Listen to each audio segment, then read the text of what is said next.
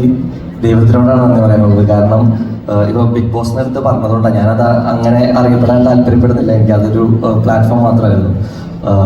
പക്ഷെ കഴിഞ്ഞ വർഷം ഈ ദിവസമായിരുന്നു ഞാൻ എവിക്റ്റ് ആയ ദിവസം.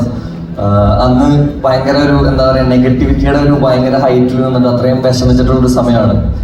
ഈ വർഷം കറക്റ്റ് ഒരു 365 ഡേയ്സ് കഴിഞ്ഞ് കഴിഞ്ഞപ്പോൾ ദൈവമായിട്ട് എന്നെങ്കിൽ ഒരു വേദിയിൽ എത്തിച്ചു.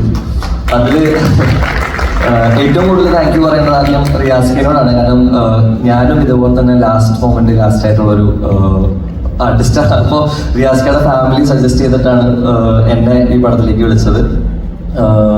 സലാമക്ക വിളിച്ചു, സംസാരിച്ചു. താങ്ക് യു സോ മച്ച് സലാമക്ക, എനിക്ക് ഇങ്ങനെ ഒരു അവസരം തന്നതിന്. അതുപോലെ തന്നെ ഇപ്പോൾ വഫ നേരത്തെ പറഞ്ഞു, വഫയുടെ ഫസ്റ്റ് ലവ് ഡാൻസ് ആണ്, എൻ്റെ ലാസ്റ്റ് ലവ് ആണ് ഡാൻസ്.